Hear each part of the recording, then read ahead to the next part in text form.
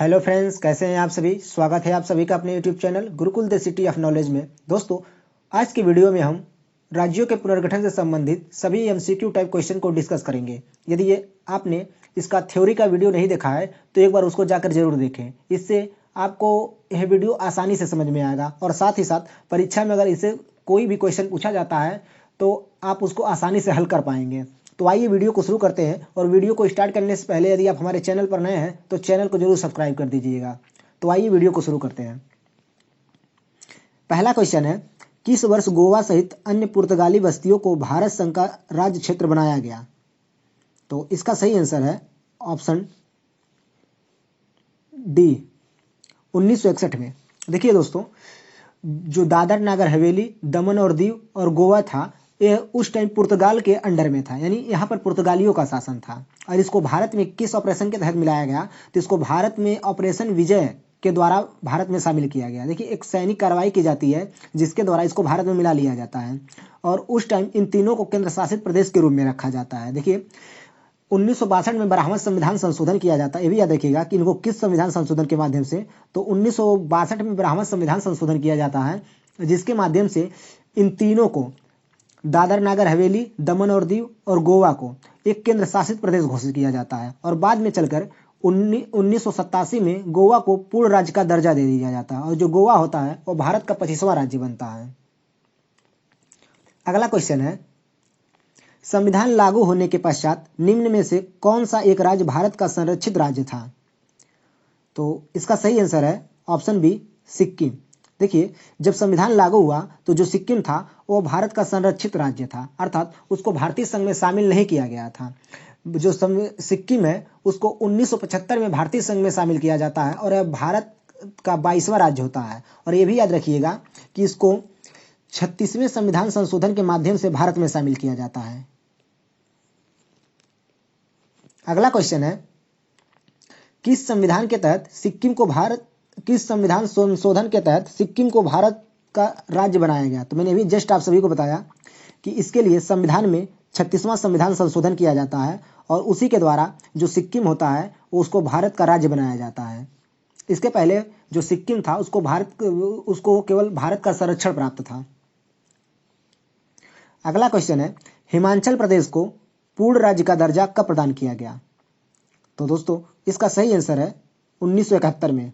देखिए, हिमाचल प्रदेश जो था वो जब राज्यों का पुनर्गठन हुआ था 1956 में, तो इसे केंद्र शासित प्रदेश बनाया गया था और इसको 1971 में पूर्ण राज्य का दर्जा दे दिया जाता है। और ये जो होता है ये भारत का 18वां राज्य होता है। ये भी याद रखिएगा, भारत का कौन सा राज्य था? तो ये भारत का 18वां राज्य था। इसके अलावा इसको जो पूर्ण राज्य का दर्जा दिया जाता है वो 25 जनवरी को दिया जाता है। ये भी याद रखिएगा, 25 जनवरी 1971 को। अगला क्वेश्चन है, राज्य पुनर्गठन अधिनियम कब पारित किया गया? तो इसका आंसर आप सभी को पता होगा, 1956 में। देखिए, जो राज्य पुनर्गठन अधिनियम था उसको 1956 में पारित किया गया था और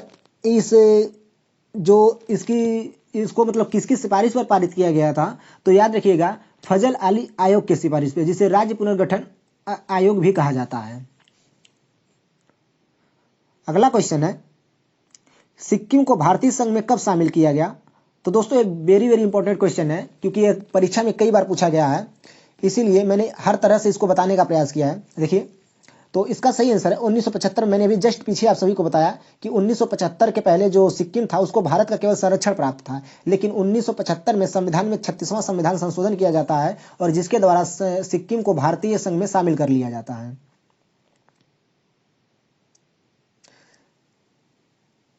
अगला क्वेश्चन है, भारत का 16वां गठित राज्य कौन सा था?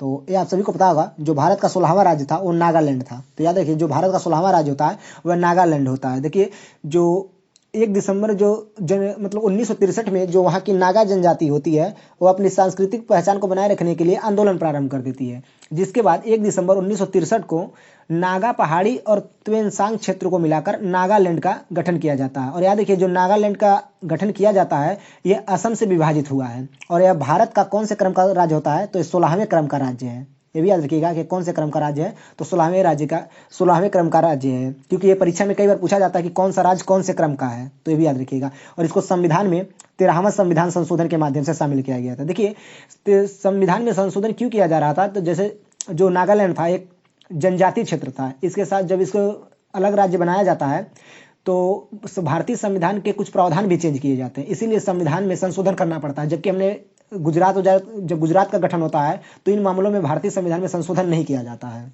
क्योंकि वह जनजाति नहीं, तो उसमें किसी मतलब जो संविधान के अनुच्छेद उनमें कोई विशेष परिवर्तन नहीं किया जाता है, इसीलिए संविधान में कोई संशोधन नहीं होता है।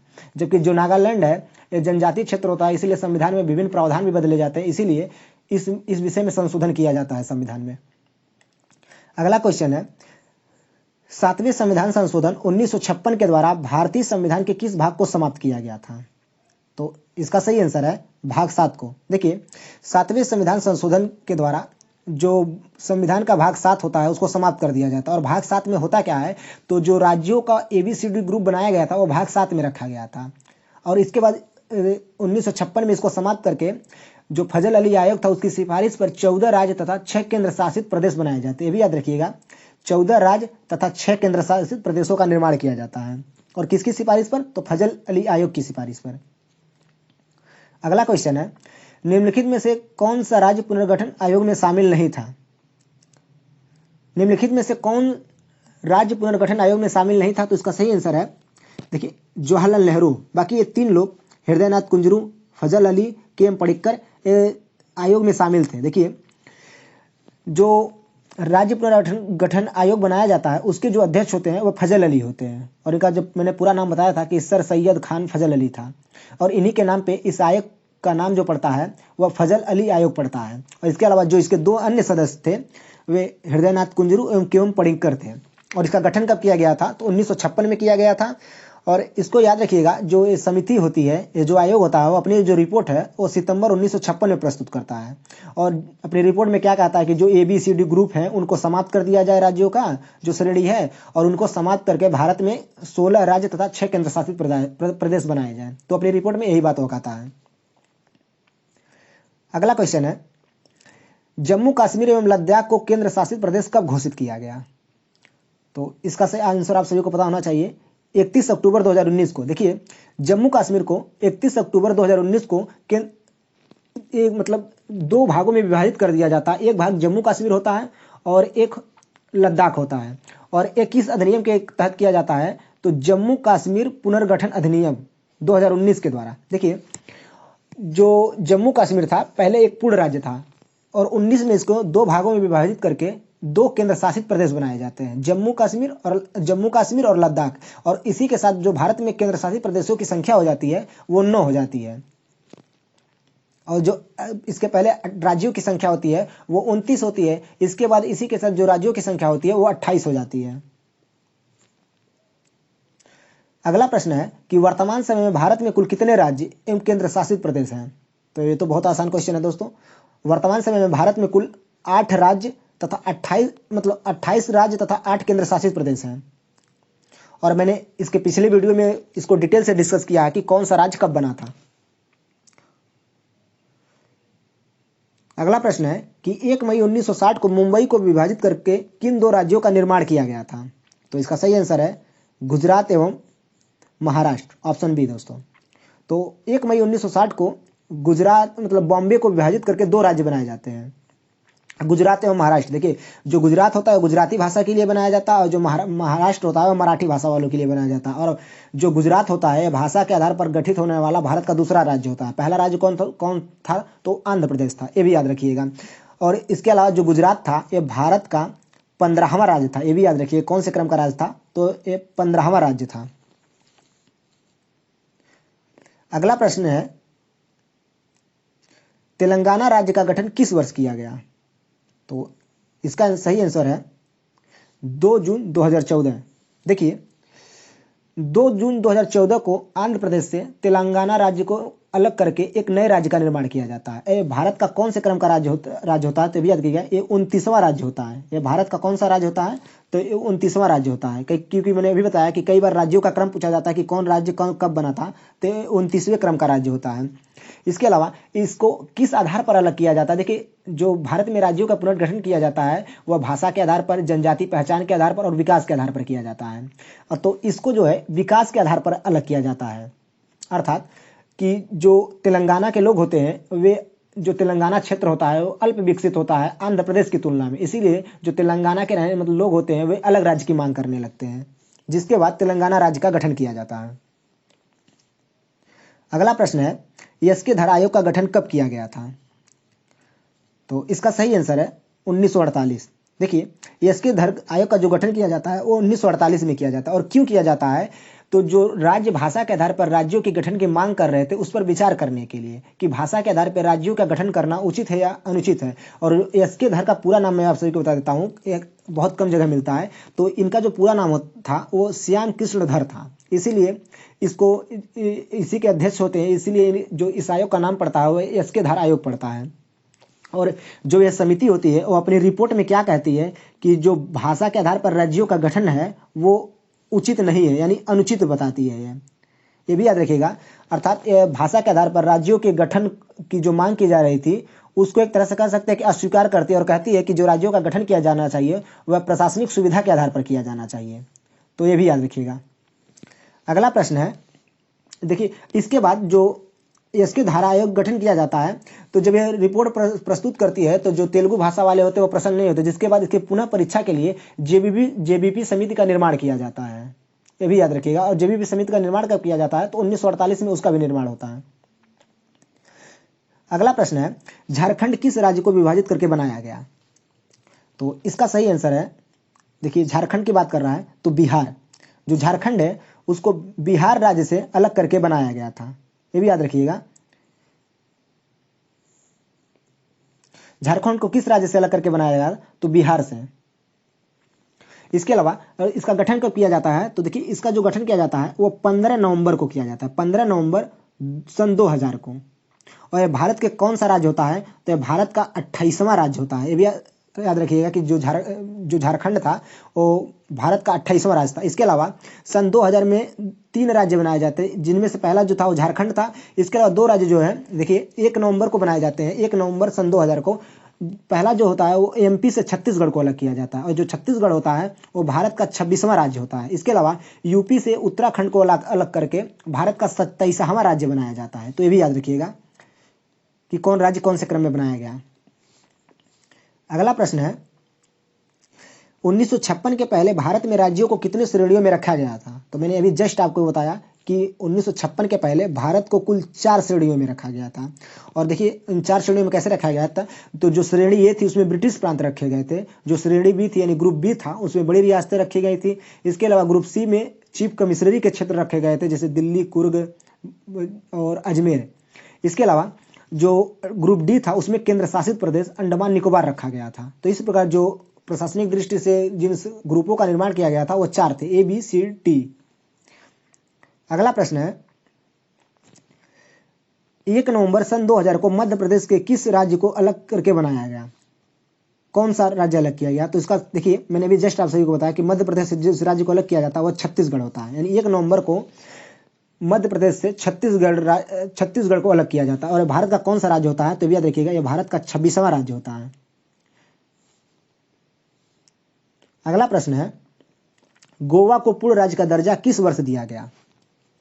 तो मैंने अभी इसको पहले आपको बताया था कि जो गोवा होता है उसको 1961 में भारतीय संघ में शामिल किया जाता है और इसको उस टाइम केंद्र शासित प्रदेश के रूप में रखा जाता है। लेकिन बाद में इसको 1987 में पूर्ण राज्य का दर्जा दे दिया जाता है। देखिए वो जब गोवा को 1961 में शामिल किया जाता है तो इसके साथ दमन और दीव भी थे, तो इन दोनों को केंद्र शासित मतलब एक ही में रखा जाता है। बाद में 1987 में दमन और दीव को इससे अलग करके एक अलग केंद्र शासित प्रदेश बनाया जाता है और गोवा को पूर्ण राज्य का दर्जा दे दिया जाता है। अगला प्रश्न है, निम्नलिखित में से कौन एक जेबीपी समिति के सदस्य नहीं थे? तो देखिए जो पट्टाभी सीतारामैया थे उसके सदस्य थे फजल अली दोस्तों ये नहीं थे।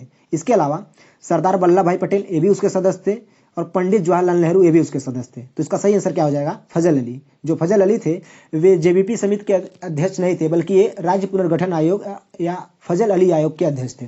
देखिए इसमें जो जेबीपी समिति का नाम पड़ता है उसका इन्हीं सदस्यों के नाम के कारण पड़ता है। देखिए जे से जवाहरलाल नेहरू और भी से सरदार वल्लभ भाई पटेल और पी से जो होते हैं वो पट्टाभी सीतारमैया होते हैं, इसीलिए इसको जेबीपी समिति कहा जाता है। और इसका गठन कब किया गया था? तो ये भी याद रखिएगा कि इसका जो गठन किया जाता है वो 1948 में। और इसका गठन क्यों किया गया था? तो जो एस के धर आयोग ने अपनी रिपोर्ट प्रस्तुत करता है उस पर विचार करने के लिए कि राज्यों का गठन जो है वो भाषा के आधार पर किया जाना उचित है या अनुचित है। और इसके जो अध्यक्ष बनाए जाते हैं वो पंडित जवाहरलाल नेहरू होते हैं। अगला प्रश्न है, वर्तमान समय के कर्नाटक राज्य को 1973 के पहले किस नाम से जाना जाता था? तो देखिए मैंने इसके थ्योरी वाली वीडियो में जो राज्यों का नाम परिवर्तन हुआ था मैंने उसके बारे में आप सभी को बताया था, तो आप सभी को याद होगा। देखिए जो वर्तमान समय का कर्नाटक है उसको पहले मैसूर के नाम से जाना जाता था। इसका सही आंसर होगा मैसूर। देखिए जो इसके अलावा मैं आप सभी को बता दूं जो इसके पहले कुछ राज्य थे। देखिए संयुक्त प्रांत किसको कहा जाता था? तो जो वर्तमान का उत्तर प्रदेश है इसको पहले संयुक्त प्रांत के नाम से जाना जाता था। और उत्तरांचल किसको कहा जाता? जो वर्तमान का उत्तराखंड है इसको पहले मतलब उत्तरांचल के नाम से जाना जाता था। जब यूपी से अलग हुआ था तब इसका जो नाम होता है उत्तरांचल होता है और 2006 में इसको बदलकर उत्तराखंड कर दिया जाता है। इसके अलावा जो मद्रास था उसको वर्तमान समय में किस नाम से जाना जाता है? तो तमिलनाडु नाम से जाना जाता है, ये भी याद रखिएगा। और इसके अलावा एक और इम्पोर्टेंट था उसमें, जो दिल्ली था उसका 69वें संविधान संशोधन के द्वारा उसका नाम बदलकर राष्ट्रीय राजधानी क्षेत्र कर दिया जाता है, यानी एनसीआर किया जाता है। तो दोस्तों यह था आज का वीडियो। यदि वीडियो आप सभी को पसंद आता है तो वीडियो को लाइक करें और अपने दोस्तों के साथ शेयर करें और साथ ही साथ चैनल को सब्सक्राइब करना ना भूलें। तो आज के वीडियो में बस इतना ही, मिलते हैं अगले वीडियो में, तब तक के लिए धन्यवाद। जय हिंद दोस्तों।